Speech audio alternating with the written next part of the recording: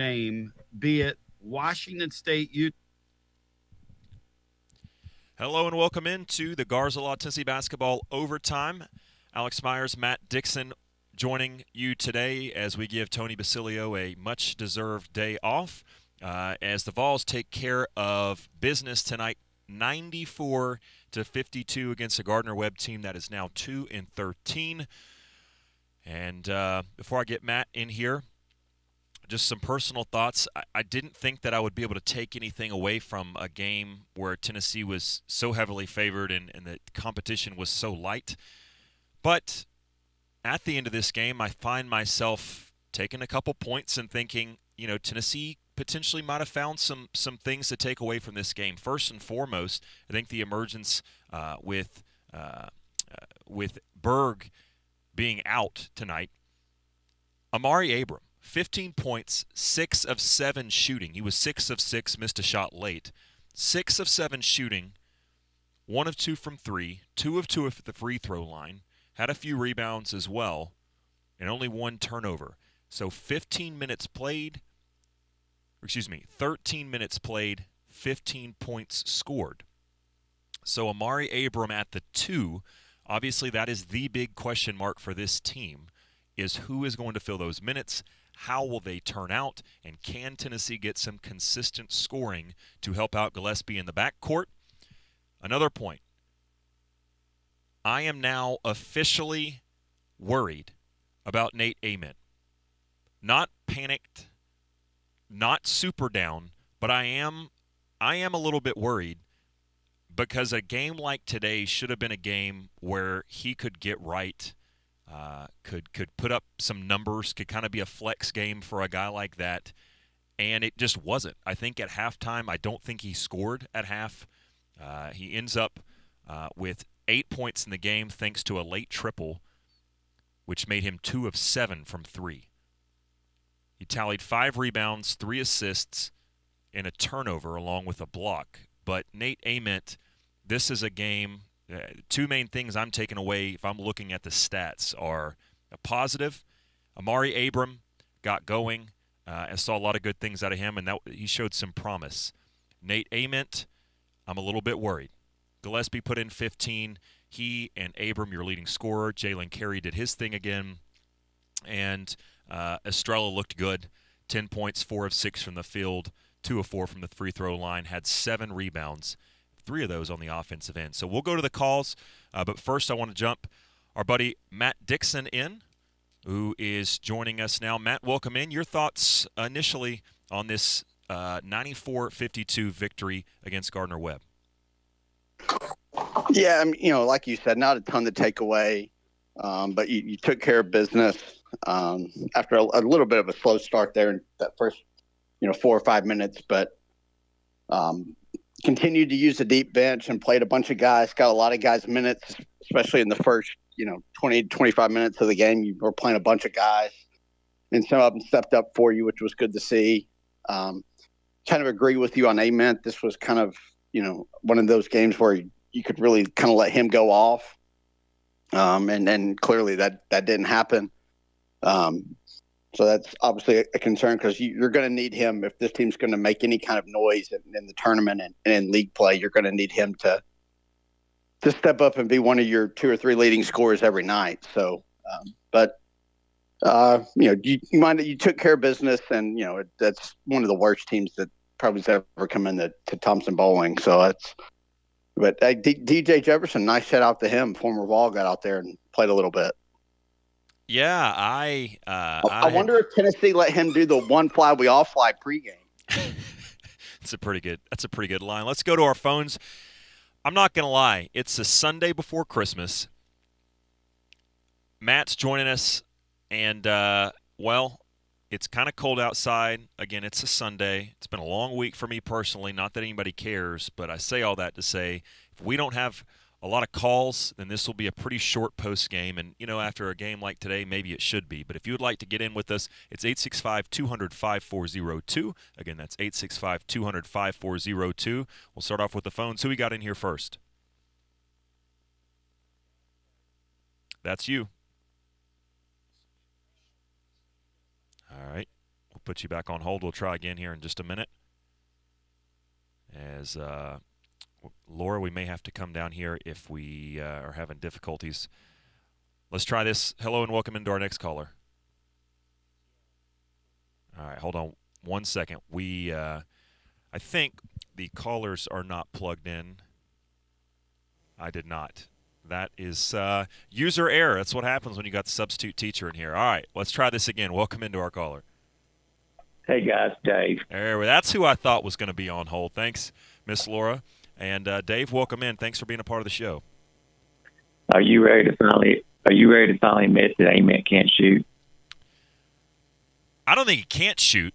We've seen him shoot in spurts, but he's certainly not as good or as consistent of a shooter as I thought he was going to be at this point. I will say that. I'm still high on the kid, but I do officially have some worries. I mean, I look at – go ahead, I'm sorry. No, you're good. I look at the kid at BYU, the kid at Duke, the kid at Louisville. I look at the other 5 stars in the top 10, and he's not even in the top 10. He's just not. I don't know what Barnes was thinking, wasting that kind of money on a. Unless, like I said, unless Ament is going to be Jabari Smith or Brandon Miller good, then this team's not going to, because he has to be one of your best players, and he's not. You guys there? Yeah, Matt, what do you have to say? No, you're going to need Ament to be a 15 to 20 point scorer to win most SEC games. I think he'll average less than 10 points a game by the end of the year. No, he won't be. Dave, not that. Dave, not you that don't low. believe that. You don't believe that. Oh, I do believe that. Well, you might, but he's going to get pounded in the SEC. He is. Well, Dave, he's going to have some woeful nights on the road.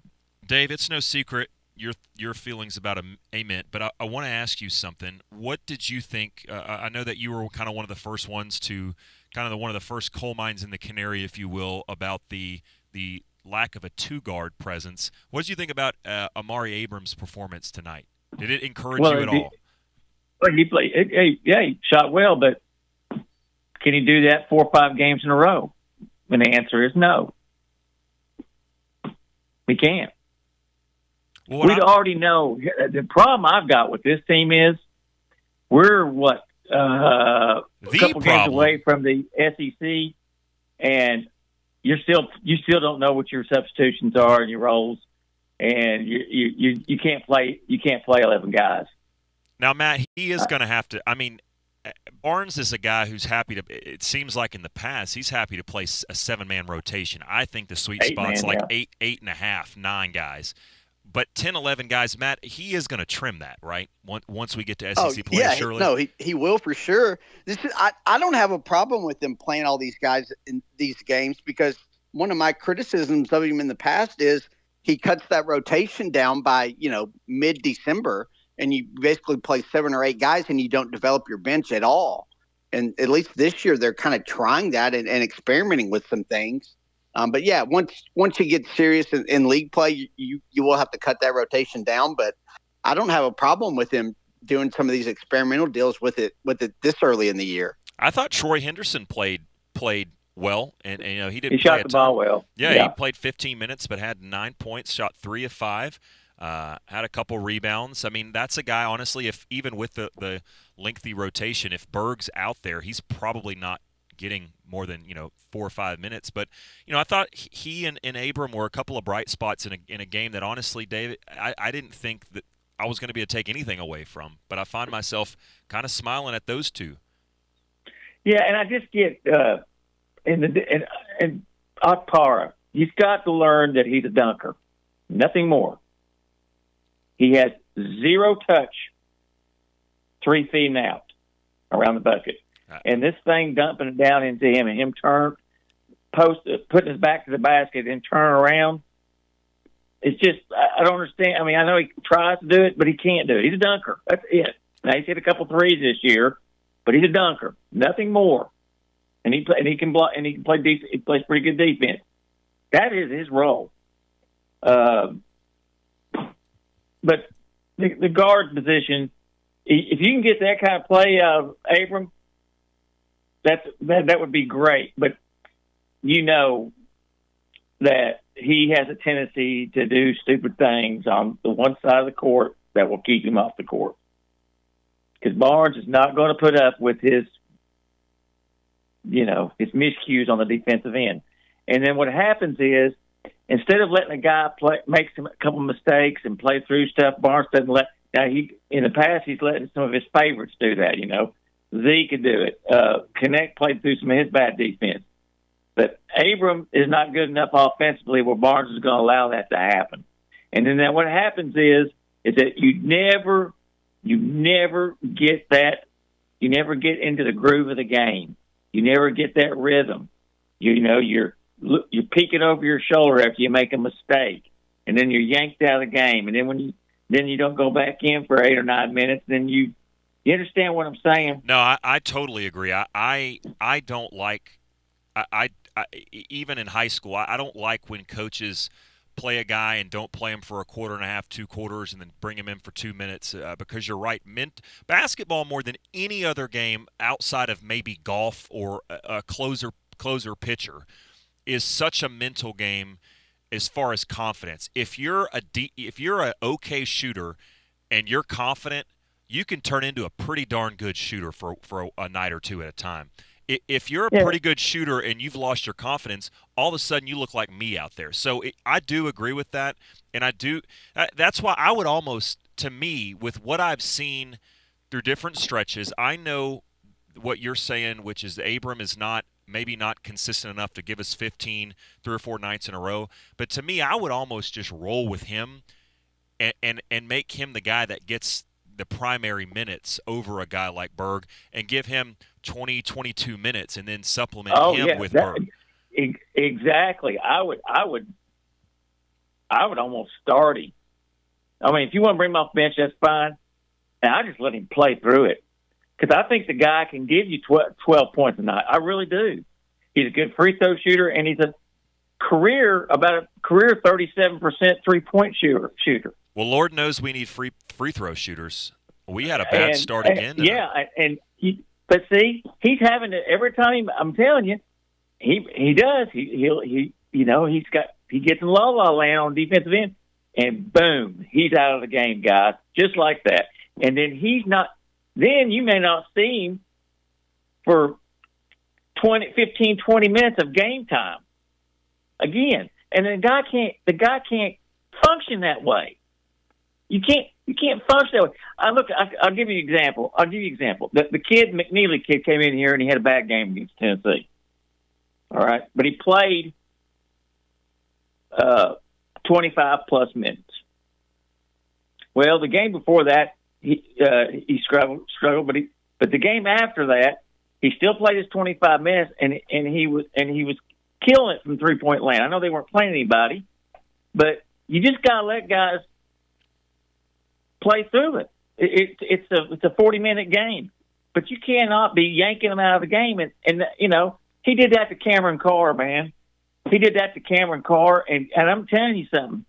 It was demoralizing, and I know Cameron Carr quit the team. But Barnes should have had foresight where he saw the upside in that kid. And he should have done everything to let that kid go in there and make mistakes and let him build confidence on the offensive end and let him and teach him how to play defense. Was he going to be an elite defender? Maybe not. But he's an elite offensive player, just like Dalton Connect was. And you've got to make a Final Four. You got to have them. Offense is more important than defense. It is in college basketball. Y'all have a good day. Dave, I appreciate you. And speaking of elite, if you have never consumed the show on YouTube, I would suggest you going over on a day like today. Maybe you got a split screen and you got an NFL game on one half of the TV and you've got Tony B on the other half, and unfortunately you're subject to my ugly mug if you're over there today. However, you can pull up the comments and watch some kind of barbershop talk along, if you will, with the show going on. Favorite comment of the day so far, Pruitt's Neck Gator, which is an incredible name. We should hire Dave as our next coach once Barn retires. I actually agreed. Dave and I actually kind of openly and admittedly agreed on a few things today. I think that's progress. Tell you what else is progress, us going right back to the phones as soon as we hear this message from Tony Basilio. We got an open line if you'd like to join in and talk Vols. It's 865-200-5402. We'll get you back to the action here momentarily on Garza Law, Tennessee Basketball Overtime, presented by Marcos Garza and your Garza Law firm online at garzalaw.com. Your go-to law firm, whether it's DUI defense, criminal defense, personal injury, Social Security, disability, or any of a myriad of subjects. When you run afoul or when you need a great lawyer, you don't want to trust just anyone. You need the Garza Law firm, treating East Tennesseans, hundreds and hundreds strong, like family, the most trusted and competent folks in the biz, available 24/7 at garzalaw.com. Shout out to our friends at T3 Vodka. Score a T3 every time this basketball season with Tennessee's premium vodka, handcrafted with passion and precision, and a whole lot of volunteer state love. Right in the majesty of the Great Smoky Mountains, filtered 10 times, 80 proof, delivering a smoothness unmatched, a dedication to excellence. You got to try it and see why. T3 is a 5-time gold medal winning vodka, 2025 SITS Consumer Choice Medal winner. Whether you're sipping it neat, on the rocks, or mixing your favorite cocktail, T3 is the way to go. Score a T3 every time with T3 Vodka, distributed by Athens Distributing Company. Shout out to Waterside Contracting. Maybe you have a dream about buying some land. My friends at Waterside will take incredible care of you. 25 years of making dreams come true, Michael Scott. Hundreds in our area. Whether it's custom homes or remodels, Waterside Contracting will build on your lot. They do incredible work all over the area. Structural integrity, quality without compromise. Check out the website, watersidecontractingllc.com. And when it's time for a fresh coat, you better run, don't walk, to Walker's Painting. Interior and exterior, Walker's Painting, making it beautiful since 1999 all across your Knoxville area. New construction repaints and commercial with and residential as well. Free estimates available. Mention you heard about it right here on Garza Law, Tennessee Basketball Overtime. 10% off your first job. Let's go. Run, don't walk to Walker's Painting, 865-688-1410. And while we're on the subject, how about if we raise the roof for VIP players? Should we say paint the place VIP green? Your first $20 bet, you get $100 in bonus bets instantly. The promo code, the phrase that pays, TN Tony, live always. All the round ball you can possibly gamble on, men's or women's, anywhere around the world. 200 leagues, live always, numerous bet types, props, options. They've got you covered. Check them out at VIP Play. If you have a gambling problem, 800-889-9789, 21 and over. Located in the great state of Tennessee, to place a bet. Easy for me to say. Shout out to our friends. Ladies and gentlemen, I'm talking about Alan and WeShipFloors.com. Based out of Johnson City, selling worldwide. I'm talking about the Supercore floor. I'm talking about go over to WeShipFloors.com, drop in photo of your room, and you'll be able, ladies and gentlemen, with the room visualizer, to check out any of the 120 Supercore floors. Drop them right in there. Order a free sample today. Tell Alan we sent you. He's a huge Vol fan. He might be listening or watching over on YouTube right now. And if you are, Alan, shout out and thanks for the support. How many times am I going to say shout out in this break? I don't know, because we're shouting out WeShipFloors.com. That's WeShipFloors.com. And now let's get back to the Super Show. It's Garza Law, Tennessee Basketball Overtime. Straight to the phones we go. Alex Myers, Matt Dixon in with you. Next up, we've got Zachy from E-Town. Welcome in, buddy. Alex and Matt, 2/5 of the dream team. What is up, dudes? Not much. Happy winter solstice. I guess it is. Is it really? Wow. Time flies. It really is. Check your tree, see if you got any gifts. It's the shortest day of the year. So I'm not gonna front, as the rappers used to say. I didn't watch the game, but I saw the notification, and I pulled up ESPN.com, and I saw that Ament is 2 for 10 again. One of his massively bad shooting performances.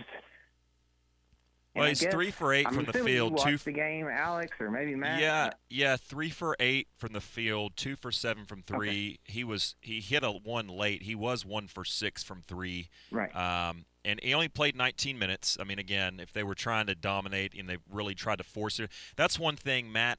It didn't look like they were really, as a coaching staff, to me, it didn't look like they were really trying to get him going in this game. Which is potentially part of it. Again, he only plays 19 minutes, and it didn't look like they were running things through him. But, Matt, what did you think about Ament's performance tonight? Yeah, I mean, he was just kind of another guy out there. I do agree with you. I don't think they made an effort to kind of get him going, which I thought they might. He didn't force anything. Boswell didn't either when he was out there.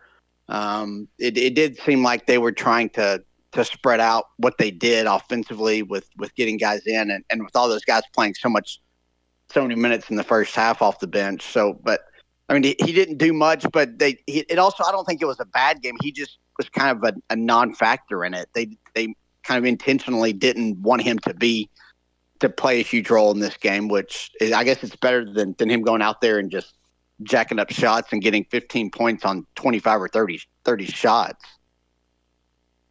Alex, you made a great point about basketball or golf or any of these sports where, A, it's mental, and B, you do have to be able to develop a feel. Like, I play in a men's league.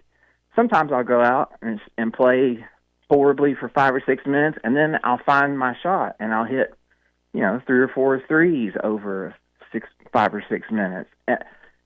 Ament has not done that. He has. I'd love to see his shot chart. I don't get paid to do this, so I don't know. But I'd love to see what his shot chart looks like for the year, because it seems like he's bad from kind of everywhere. I've seen him miss bunnies. He's missed threes. Well, there's been a couple of nice, mid-range jumpers, but I don't know if we can replace him by committee, like Dave was saying, with maybe Evans, or if that's even an option. But it is concerning. If you're not going to get anything, do you guys think you're getting anything commensurate from what he's getting paid? I mean, anything. I mean, I think, I mean, a couple of things there. I don't know his shot chart either. I don't pretend to know. I do know that I think he's got a good touch for mid-range. I think a lot of guys, you think, okay, well, obviously their best stuff's going to be around the rim, but he doesn't finish particularly well around the rim because he doesn't finish through contact, because he's just not there. And that's been one of my things that's just really irked me throughout the season is whether it's listening to sports media talk about it or just listening to friends talk about him, is, well, he's going to get stronger. Well, yeah, he is, but not while he's here. Not between now and February. Yeah, I mean, if he sticks around for 2 or 3 years, sure, he'll get stronger. But I'm not concerned about that because it's not going to happen this year. But what he can do is to me, he's just got to shoot the ball better. And I sound like a broken record, but if you feel strongly about it, I'm going to continue to say it. I think to get the most out of him that you can get during this short 1 year, I think you have to make a concerted effort to get him out in transition, because 6'10" is 6'10", and when you can handle the ball, he's a really underrated passer. You get him and Gillespie, maybe a big, you get them out in transition, you're not stopping that. At the best, you're going to foul the guy, but he's probably going to find somebody, or he's going to be able to finish because he's out and running. And that's what the NBA is going to see, because it's more free-flowing, there's less set plays. I think that's what you have to do for him. Tennessee's not made a ton of effort. In the Louisville game, I thought they got out and ran a little bit. But I think using him as kind of a 0.4 running and getting out in transition, but you got to get stops to do that. I don't know if this is something that, and to say that, he's only going to be here 1 year, I don't know what that says about basketball, the fact that somebody could perform like this through, 10 games. We're through a decent sample size. To say that he's definitively going to only be here 1 year, I don't know.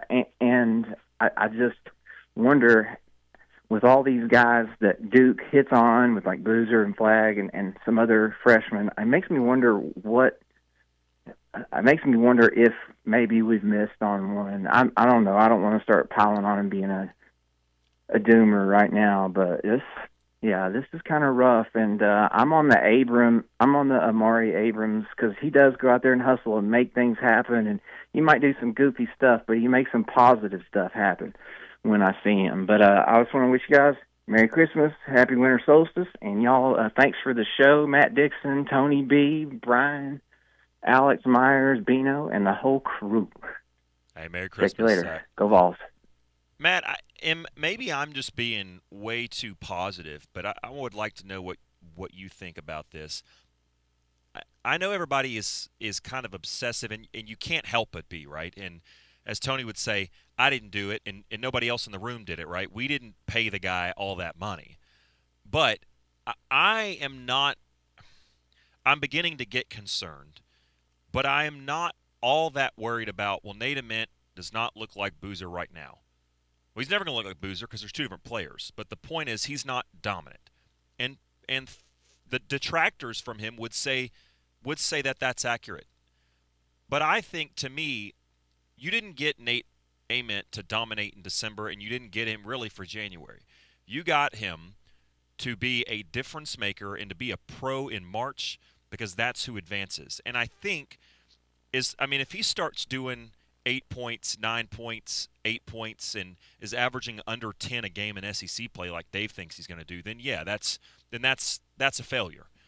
But I think as long as he's progressing, and as long as he's kind of rebounds after the initial beat up of the SEC play, as long as he's there and rounding into shape for tournament time as that second scorer, I think you're fine. Matt, do you think I'm being too positive, or do you share my sentiment? No, I agree with you that you're fine if that comes around. I don't know how likely that it's going to be that he's playing at his best and is going to be that 15-point scorer come March if he kind of continues on this trend he's on. I don't know what he. I mean, you see the talent, and he's obviously got a lot of skill and the athleticism and just size. All that's there, but it just doesn't seem like there's anything that he can go to right now to get points or be an effective player, because, like you mentioned, he doesn't play through contact very well. Maybe that improves some. I don't know. He's, like you said, he's not getting stronger, but can he learn to play through contact better? He's pretty good at passing, I think, and the transition thing we've been harping on, and I agree with you there. But the shooting is, he's not going to make 35% of his threes. I mean, maybe he starts, but I just don't know where you go to get him going, because there's not like one thing that you can kind of rely on right now, even though with how big he is, like maybe you could post him up some. Like you've got to figure out a way to get him some easy buckets just to get his confidence going, I think. And maybe, Matt, the option is you move him off the 3, put him up to a 2 every now and then, and have like a versatile big like Estrella maybe play a little 3 just for a few possessions, or to get him switched on to somebody who's a better matchup. And while maybe he's not going to finish through contact at the rim, maybe if you post the guy up 5-8 feet away, he's got that high release, he's kind of done some of those fadeaways before. Maybe you can just kind of post a guy up and just rise up over him for easy 5-10 footers and get 2 or 3 easy buckets a game just doing that, and maybe that can help get him going. I'll say one thing about him is he's a nice guy, and that's been one of my things against Barnes is throughout his tenure here, is he, to me, every roster in basketball, at the high school level, any level, you need 1 to 2 kind of bad guys. And it doesn't mean they're personally bad dudes, but you need a couple dogs, right? Like you need a Juwan Jennings on a team. You need Zakai Ziegler. You need a guy, a Bill Lambier, right? Just somebody who can just go out and go, I don't care if I make a shot tonight, but I'm gonna beat somebody up. I'm gonna get physical. I'm gonna block a shot and I'm gonna shove it in your face and I'm gonna talk a little smack when maybe I shouldn't because we can't afford a technical foul. But like, and Ament's not that guy. And perhaps if he had a little bit of that confidence, teetering on cockiness, perhaps you'd see a little more, I don't want to say pride, but pride in tonight going, no, I'm going to put up some numbers against these guys. But he's a nice guy. And that's Rick Barnes' type right there. Let's go back to the phones before we get totally derailed on this. 865-200-5402. If you'd like to get in, let's welcome in our next caller. What do you say, Alex? Philly, good to hear from you. How you and Dixiecrat doing? I hope you have a great holiday season and a very Merry Christmas. It's kind of cool. Negative makes some good points there. I guess if Tony was in charge, he'd be cutting him down right now. I liked Negative's call today. It's one of my favorite calls of the basketball season so far, honestly. Also, if you look at it, of all the 5 stars that Barnes has signed and come here, the only one that's got better over the year was Kenny Chandler. The rest of them got worse as the year went along. Well, certainly, Keon? Jaden? Phillips is the guy I'm thinking of. You remember Phillips, yeah. Matt, when I think it was like a November out-of-conference game against I think it was one of those terms of a quality opponent. I think it was USC in one of those Thanksgiving deals. Yeah, he put up like 30, and Tony had him in the Naismith Hall of Fame after the game. I mean, the guy went off, and we were like, yo, we're going to get this guy for 4 more months. And then I don't know if the guy got in double digits again, Philly.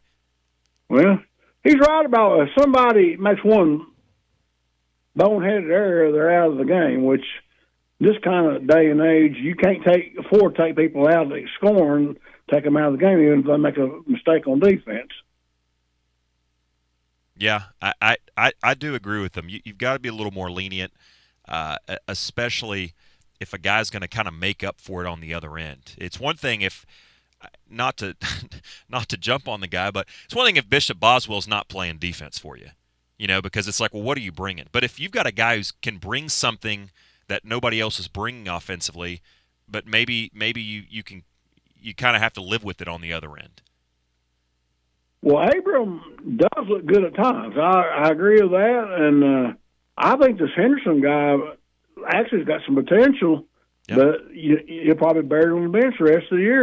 He needs to be our backup point guard. Do you think with me, like I don't know that this will happen, but to me, if I'm coaching this team today, I'm looking at Berg going, let me introduce you to Bino's friend Wally Pipp, because to me, what I saw out of Henderson, a little bit of Henderson and also Abram is, you know what?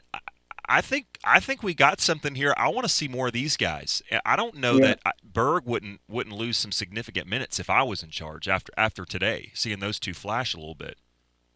Yeah, no, that Amari Evans is starting to show a little bit. So I actually think they had a pretty good signing class, but if you don't play, you leave, and that's just the way it is now. Yeah, it's a tough world. I agree with you, Alex, on Berg. I don't know where he fits in. He's certainly not a point guard, and they've tried to kind of force feed him into being that backup guy, but he can't do it. And I agree. I think outside of being like a catch and shoot guy that off the wing, I don't know how he gets any minutes in league play.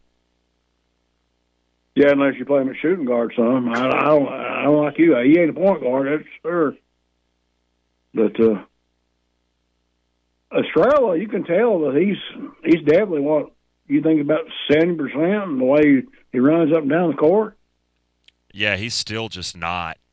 I was thinking he would be a bigger factor at this point, but tonight you look at his line here, and he played 18 minutes. It didn't feel like he played that much, but was productive while he was in there. 7 boards, 10 points. Nearly got a triple-double or a double-double with less than 20 minutes of action. He's another guy like Ament that realistically, it's great to have him being productive now, but he's a guy who really what matters to me as a fan is that guy healthy for you and rounded into shape, mid-late February. Yeah, he's got. Because if he is, this is a team with an unreal ceiling. And thank goodness they signed Jalen Carey because he's just a bull inside. Well, he's something that nobody else on this roster is, and on a roster that's got 4 or 5 just big time bigs down low. It's hard not to kind of get replicas, but I think Barnes.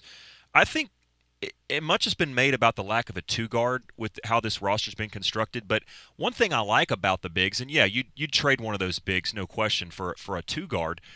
But Philly, I like that the bigs they all kind of bring something a little different to the table. I mean, Okpara, with his blocking ability, and he's extended his range a little bit to be able to extend his offensive ability a little bit. Estrella, obviously, he can do things that nobody else can.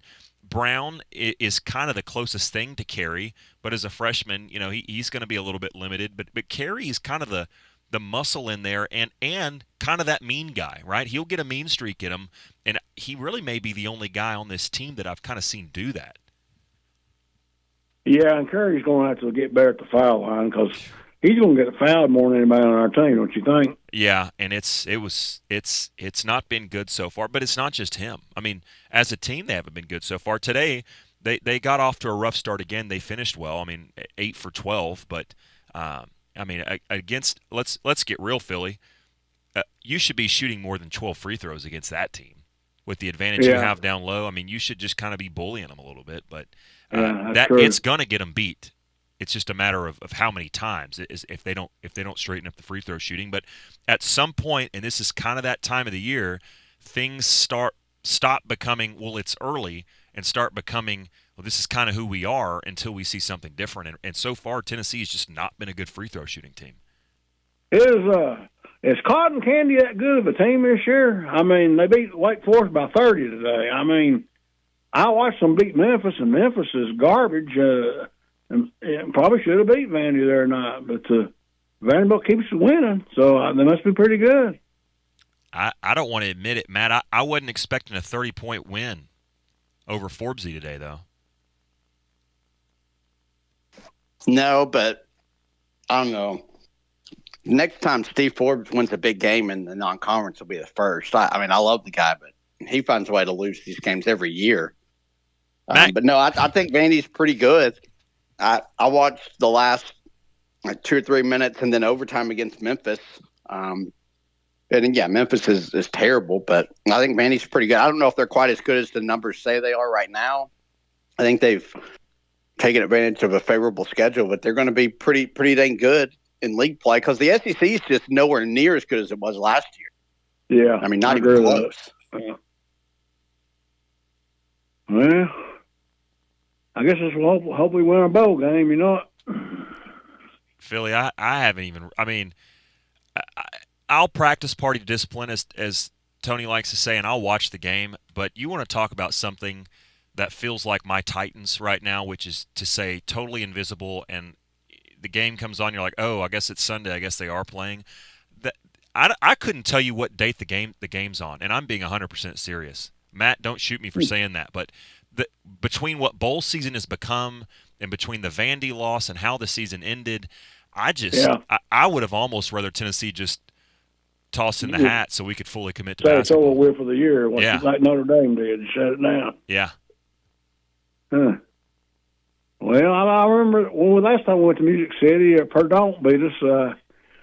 And if Illinois beats us in football, right, Josh Heupel, they all take $1 million off his damn salary.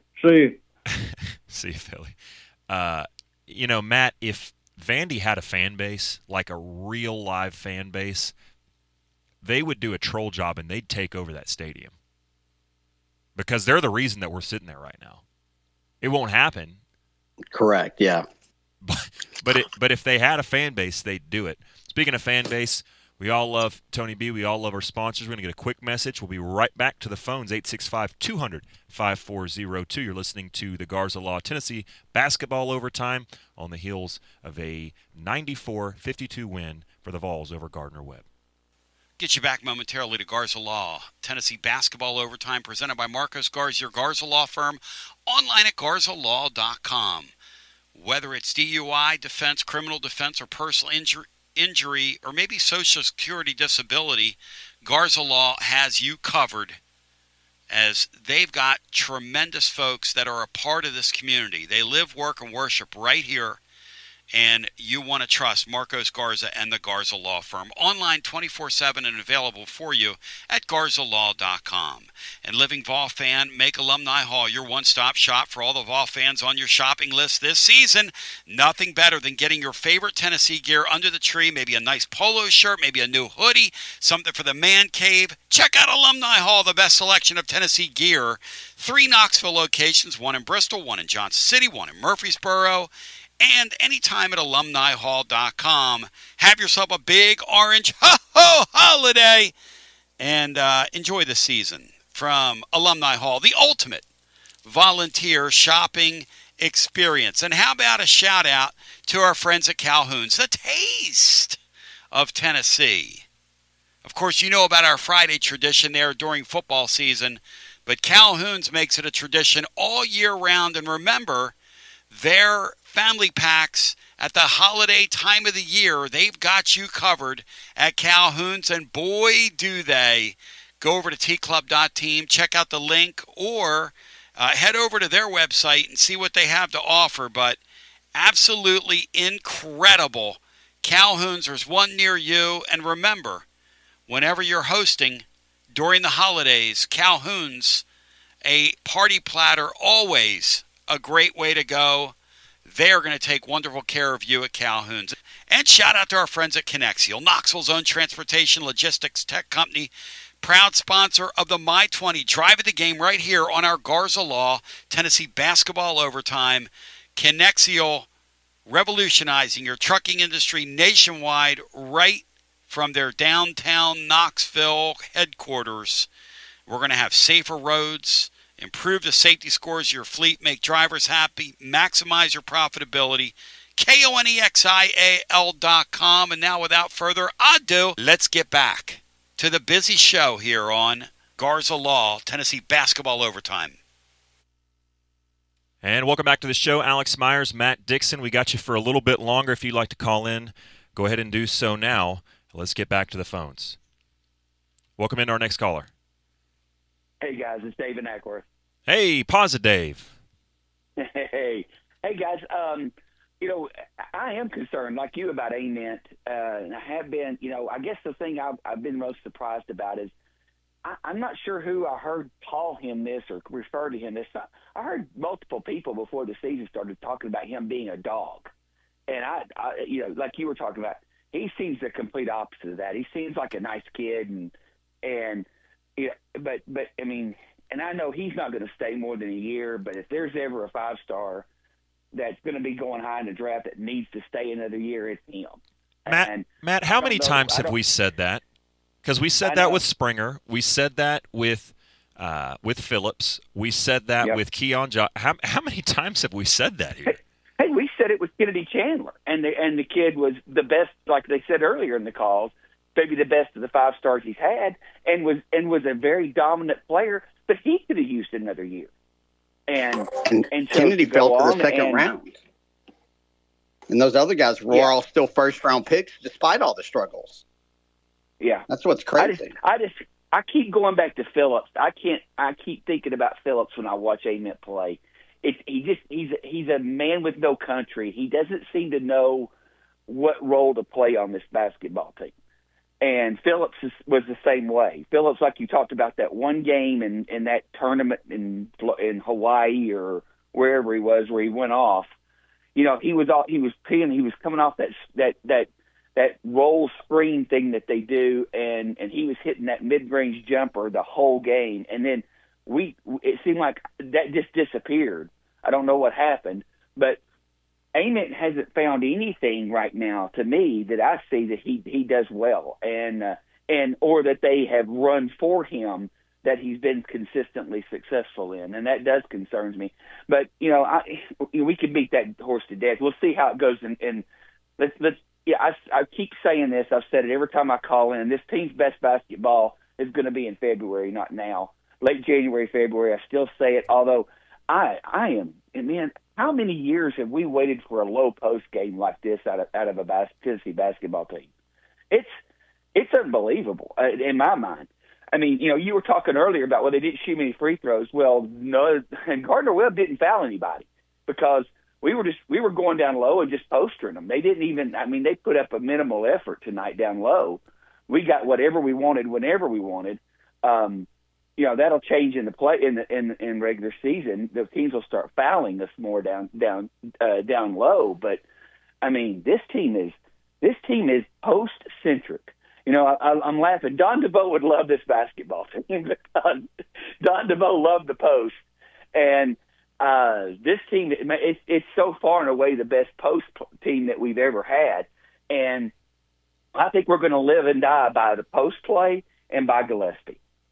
Because I think Gillespie is really the engine on this team, in my opinion. What do you think of that? I think he's going to have to be. I mean, with the discussion that we're having tonight, with the discussion we've had all year, he clearly has to be. And so one thing to note, Tennessee had as many bench points as Gardner-Webb had points. 52 bench points, 52 points in the paint out of the 94. So you're right. I mean, it was domination. And Carey, one of the things that I've loved about the start of this season, and I didn't expect it, especially after watching Carey and the team for the first 3 to 5 games of the season, is Carey has become someone who, instead of in the right matchup, he can do some damage to. This is the guy. I mean, he's the guy each and every night who you're expecting him to play like that, and he is right now. Yeah, and I think that going to Abrams, I'm sorry, I don't know what people are seeing because I maybe be missing it. That guy's playing lights out defense. He played lights out defense today. He had 2 or 3 steals. He was all over the guy he was guarding. That guy couldn't breathe when he was guarding him. And I think he's been playing very good defense for the last month. I think he struggled the first 3 or 4 ball games with the speed of the game and with doing what he was supposed to do. But I think the last month he's played great defense, and I think he is absolutely your answer at the other guard position if you need, or the I don't know if it's a second guard, whatever he's playing, but. To me, I don't even think it's a question. Berg is I'm like you. This game hurt him because you got to see 2 guys that performed much better than he has all year long. And I don't care what competition you're talking about. Berg's third man on the totem pole there. Abrams is the guy. I mean, he may not play like he did tonight every night, but if he gives you that effort every night, I don't see how you keep him off the court. Yeah, Matt. I mean, it sounds like, and this doesn't happen very often on this show, but it sounds like we're kind of unanimously agreeing, everybody that's called in, that Abrams is the star today, and that not only that, but that sounds like just about everybody's ready to put him in that 2-guard role to see if with an expanded role, if he can be more consistent. Yeah, I mean, there was another game earlier in the year where I think he might have even started when Boswell was out, where he hit like 3 or 4 threes like early in the first half and got you off to a big start in one of these games. So I think I'd like to see his role increase. He needs to play, that 15 to 20 minutes as opposed to the like 8 to 12 he's kind of been playing. I'd like to see him with an expanded role because he's not afraid to shoot. He gives you good effort. He will pick up some steals. He just kind of does a little bit of everything out there, and it just feels like he brings the energy level up whenever he's out there of everyone else. And what do y'all think about Evans? I thought Evans looked good tonight. Again, I know the competition is what it is. I've certainly seen better performances from him. when he's been in the game. He's getting more playing time, it seems like, and it seems like he's responding in during the games. What are your thoughts on him? Because nobody's talked much about him. Matt, I'll let you go on him. I would say on him, like he played well tonight, just in his limited opportunities. 0 of 3 from 3-point, but 3 of 6 from the field. But to me, the second guy who I was really impressed with was Henderson. Matt, what did you think about Evans? Yeah, no, he just looks like a guy that can play, and made some shots out there. Got to the rim. But I think he's got a chance to be a pretty good player down the road. And unfortunately, in this portal era, you don't really have developmental teams anymore. But I like both of those guys, and I kind of get them confused which one's which still. But I think Henderson was pretty good tonight also. But I just think they just look like guys that could develop into really nice college players for you down the road. But it wouldn't bother me at all to see them get extended time here going forward. Because when we talk about all these guys coming off the bench, you just need 1 or 2 of those guys each game to step up to be effective. We're not asking for all of them to do that. You just need just one of those guys a night, and whether it's the matchup or just has a hot night. That's all we're needing them to step up to be the role player we need them to be. Yeah, I think you can do a little bit of this by committee, in some of those roles that you don't. It doesn't have to be the same guy every night. I think you're right, Matt. And to know that you have I'm never going to complain about playing a deep bench in December against a team like this. I'm perfectly fine with that because I don't think anything. I think there's some things still unsettled on this team, and unlike years past. So I think having a deep bench and having to see a lot of these guys, over the course of the first 2 months produce in different ways, and some of them produce really well, other nights they don't. It only help you when you get in those situations where somebody's just gets in foul trouble or flat out doesn't play very well, and you've got to put one of these guys in. The fact that they get some playing time now is only a positive. And who knows who gets a hot hand in some of these games and comes out and pulls off and hits a couple of big buckets for you. I mean, who was the guy that did it for us at Illinois? Was it last year? Who hit a couple of big jump shots from us? I forgot the guy's name, but came out of nowhere and played really big at Illinois last year and hit a couple of shots and won us a game. He was a transfer kid that's come and gone, obviously. But Darling Stone Dubar. Yes. And Gainey carried you that game off the bench too. Absolutely. You've got to have those kind of performances at times in the season. And you never know when it's going to be. So the more time you get these guys on the court, the better. Don't complain about that now. I mean, after all these years, Matt, like you said, of wishing that we had that. I mean, if we had this bench with the 2018 team, we're cutting nets down. I mean, let's just be honest. I mean, so let's don't complain about a deep bench when we never had one, it seems like. So appreciate you guys, and y'all have a great and wonderful holiday, Christmas. We'll talk to you soon. Hey, Merry Christmas. Thanks for calling in. If you would like to call in, I was kind of joking around, kind of serious prior to the show, Matt, and I was talking to Tony, and I said that we may set a record tonight for shortest postgame after seeing that opponent for a little bit. We've gone nearly an hour, and that's probably about 40 minutes more than a game like this deserves. Yeah.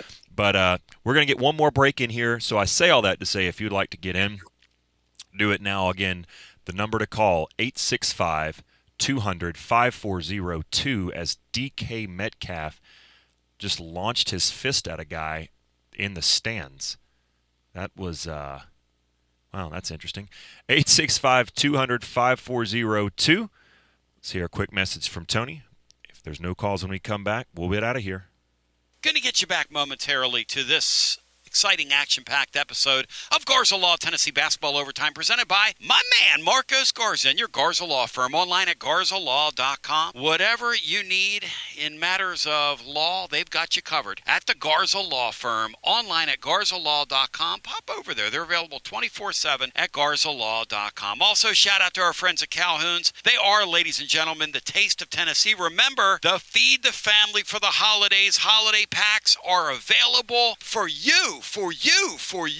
Special shout out, ladies and gentlemen, to my friends at VIP Play. You bet $20, you get $100 in bonus bets instantly. The promo code and the phrase that pays is TN Tony. Again, TN Tony. VIP Play live always. 200 plus leagues, numerous bet types, props, options. If you have a bet in mind and you can't find it on your book, check out VIP Play, because everybody gets treated like a VIP over at VIP Play. Gambling problem, 800-889-9789. 21 and over, located in the state of Tennessee to place a bet. Shout out to our friends at Connexial, Knoxville's own transportation logistics tech company.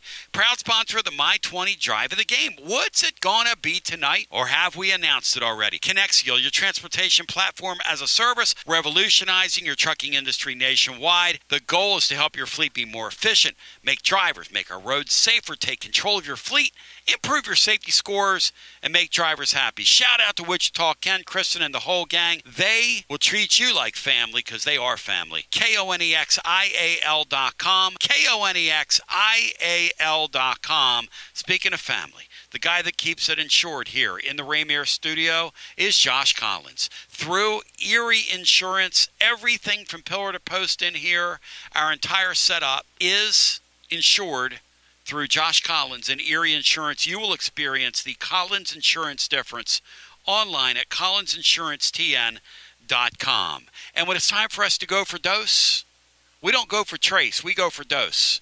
We reach for an ice-cold Dos Equis. Dos Equis Lager Especial, the Golden Pilsner style beer made from the choice of hops. A balanced composition, smooth, clean finish. Party guest, always invited, never overstays his or her welcome. A Golden Pilsner style beer, nuanced blend of malts and earth tones. You gotta taste it to believe that. Go for Dos Cervezas Mexicanas, White Plains, New York. And a special shout out to my friends at Performance Medicine. How do we keep these hours? How do you do it, Tony? You're just crazy. I mean, it's nuts. You're working so hard. I don't know about all that, but I'll tell you this right now. My friends at Performance Medicine, you want to take control of your wellness? You want personalized health solutions that'll fit your life? You want an approach to medicine that puts you first? You want comprehensive, proactive solutions empowering you to achieve optimal health on your terms? You want Performance Medicine. Online at performancemedicine.net, and check out their YouTube channel over at Performance Medicine. And now, without further ado, let's get you back to today's edition of Garza Law Tennessee Basketball Overtime. Let's go back to the phone. 865-200-5402. Hello and welcome in. Matt Diskin and Al, how you guys doing? Happy holidays, Merry Christmas, Happy New Year. How we doing, guys? Doing well, Tony. Hey, Matt, what's a bigger waste of time, that Gardner-Webb game today or those two college playoff games yesterday when Stevie Wonder saw what was coming from 100 miles away, Matt? How do you answer that? Probably the two playoff games, because at least in the early season basketball game, you can develop your bench. That's exactly right. That one, you just have guys get hurt like Ole Miss kind of did. That's exactly right. That is exactly right. Guys, I'm a little, this Ament guy, Matt, in a game like this should pop. It should be time for him to eat. Dave was just talking about this, both Daves today. I mean, when we all agree on something, it's a little bit scary. I don't think we're overreacting. Matt, I don't see, you guys are using the term dog, but this is a game here, man, where you want to go out there and, put up some counting stats in a game like this, don't you? Yeah, that's what I thought these two kind of bye games were against, two of the five worst teams in the country on KenPom. You can kind of do whatever you want. And I thought probably the biggest thing would be to get Ament going and get him some confidence going into league play. And they just didn't even try that at all. There wasn't even an attempt to get him going, which is interesting. But no, I agree with you, because I think he's a really key part of your season. You definitely need him to go where this team wants to go.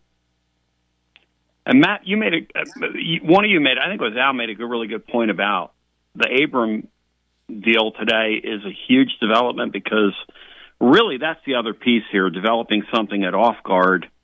But I don't know, this Ament guy, boy, I hate to do this, but hashtag Negaday was right.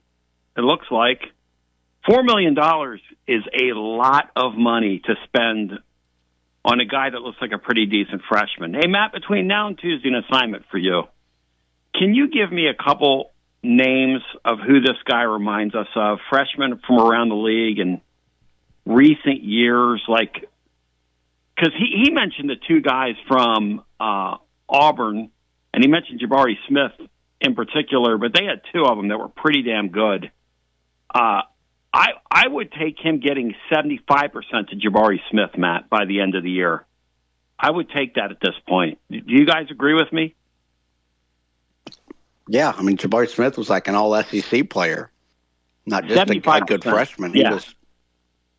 Yeah. No, and that's kind of the body size. That's probably the kind of comp that you want. Like, that's the high end of what Ament could have been. I guess could still be. But he's not nowhere close to that. You know, I think the Julian Phillips is probably the closest that we've had here. Maybe a Scotty Hobson type, like his freshman year, because he had a lot of hype too. And he was just kind of a wing guy, and never really lived up to the lofty expectations, but wound up becoming a pretty good player by his junior year. But as a freshman, he was just kind of a role player. But he could be a role player on that team. On this team, that's the big issue here is Ament can't be just a role player. He's got to be one of your 2 or 3 leading scorers every night, and that's kind of the biggest problem that I see going forward. Hey, Matt, I wonder right now, guys, what the NBA teams are going to say to him when the time comes, because Colton Hood went from like a first-round pick to a third-day pick, and the word I'm getting is that he's leaning toward returning to school, staying in college and playing ball. So, I wonder with Ament, because he doesn't look anywhere near physically ready to compete at this level, let alone compete at that level. It's just very concerning, guys. I hate to be that way. I'm not saying he's not going to develop and do some nice things by the end of the year, because obviously he's got some great skill, and surely he's going to have a couple games where he goes off. Like Alex was saying earlier, you would think a guy like that sooner or later is going to get in the mix and in the hunt and go off on somebody. But, man, it's weird watching him, Matt. That is weird today. And how they don't run stuff for him against these Crip teams. If I were Barnes, I would try to get that guy 30 points today, wouldn't you? Wouldn't you try to get him off? You would think, or even run some of that. And I don't know, it's not just an Ament thing. They don't do it with anybody, but run some of those beautiful little mid-range curls at the free throw line that they used to run for Bowden. I mean, because he's got the ability to rise up even if it's covered pretty well. I mean, I don't understand. I don't understand not making an effort against a team like this, Tony. I'm with you. I mean, it's going to be a really interesting Southeastern Conference season with this basketball team. I think this is the first time since early Barnes, guys, that we really don't know what we have. This could be a really good team, or this could be a pretty mid team, is sort of where I'm at right now. Do you guys share that?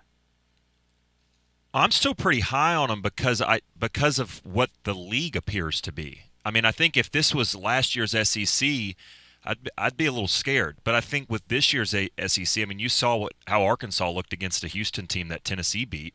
I think that it's a good year around the league for Tennessee to be a team that's kind of still figuring it out. Yeah, I don't know. I don't know whether they're good or mid. One guy we haven't talked about that I think is really, really going to carry this team is Jacoby Gillespie. Like, we kind of just assume like what we get out of him, like he's really consistent and has a track record. Like I think he's going to be good enough to win you 3 or 4 league games just by how well he plays and sets others up. And we probably take him a little bit for granted. Good point, Matt. Are you for my Tuesday program, which coincides with my birthday, our final program before the holiday? Do you plan on taking part in the Festivus, or are you just going to sit back and enjoy, or will you be an active participant in my Tuesday birthday show, Matt? What do you think I'm going to do, Tom? Pile on me and really kill me. I'll be pretty active, but I'll let the callers lead because it's a caller driven show. Somebody stopped me in the park today and they said, "Are you guys really going to rip you for 2 hours?" And I said, "Yeah. I mean, yeah. Why not? Maybe 3 if we get a sponsor." And we could probably ask for a sponsor tomorrow and get somebody to pay us big money for that 3rd hour just to rip my ass. Tony, you know, the only thing that would make that show better or make me look forward to it even more would be if somehow Todd Howe got on the air and started predicting about 6 inches of snow the night before, and it would be a Festivus snow closures. Oh, yes, with closures. With closures. Or maybe I could let people do the school closings ripping me. We could just – unfortunately, it's going to be like 65 degrees, or fortunately, but it's going to be really nice this week, thank God. Hey, guys, thanks for doing that. Thanks for Al. Thanks for your efforts. And you'll be hearing Al during the SEC season host some of these as well. So, Al, I really appreciate the great job you do. By the way, shout out Sammy in the Ridge. I hope Sammy in the Ridge is listening. Really wonderful, thoughtful gift Sammy in the Ridge sent yesterday. Sammy, I can honestly say I've never received, and I mean never received, a gift like that in the mail. Thank you, brother. And until we meet again, well, you guys wrap it up. I love you all. Al, cut me off. What am I doing? Cut me off, Al. You're out of here, Tony. Matt, and in true post-game fashion, we've got one more call on the line, and I'll let you play the role of Brian Hartman. And no, I'm not asking you what Cal Berkeley is doing against the Aztecs right now at 11 p.m. But what I am going to ask you is, should we take one more call, or should we cut it off right there? It's just one call on hold? One singular call, and they've been on hold for about 5 minutes. It's the giving season. Let's take it. All right. Caller, we're coming to you. And this better not be a call resonating from a phone booth in near Rocky Hill. Welcome in. That's a lot of pressure, guys. No, this is Holden from Nashville. We are actually just driving through Knoxville, kind of watching the game, listening to the game. And I'm just going to reiterate what I just heard Tony say. I didn't get to hear. I'm sorry, Alex, what? No, you're there. You're good. Okay, so what I'm concerned about is obviously a Met.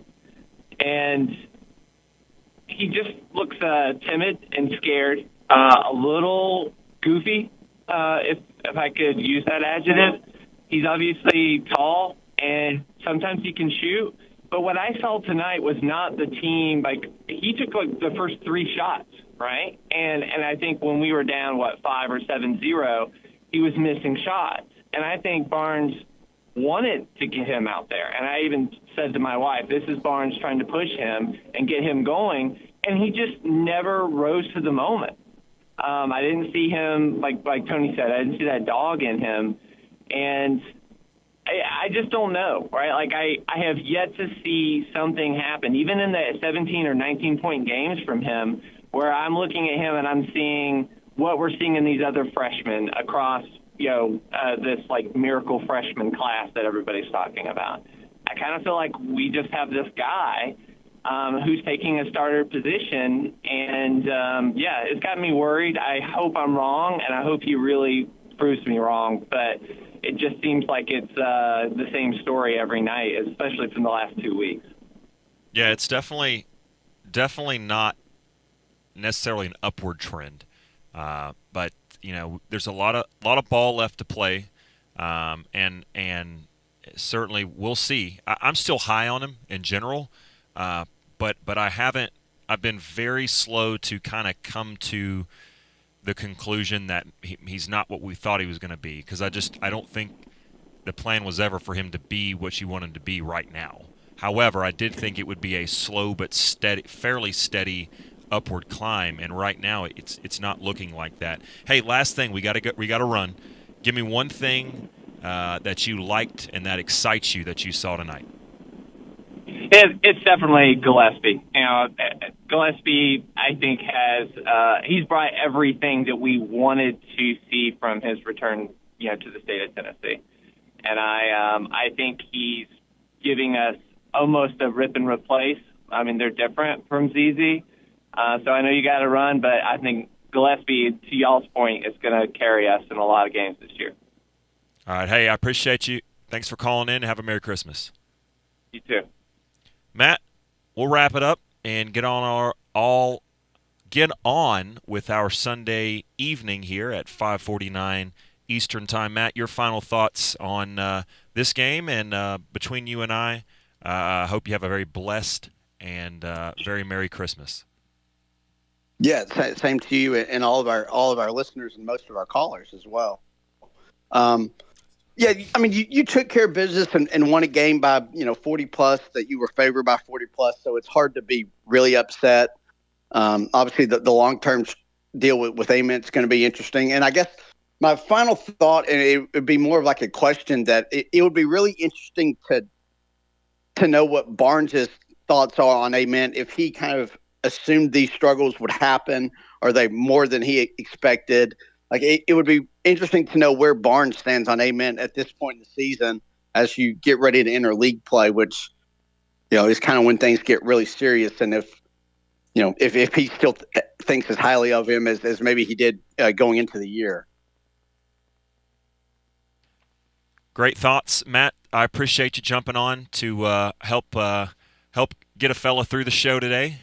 Couldn't do it without you. And to everyone who called, I really appreciate you as well, because, again, without any callers, it's a pretty boring show with me sitting up here rambling. So I do appreciate you all for participating, everyone who listened, who shared the show. Again, one more plug if you haven't. If you just listen to Tony via one way, there are so many ways to listen to Basilio platforms, whether that's his app, whether that's on Twitter or X, listening or even watching the video there.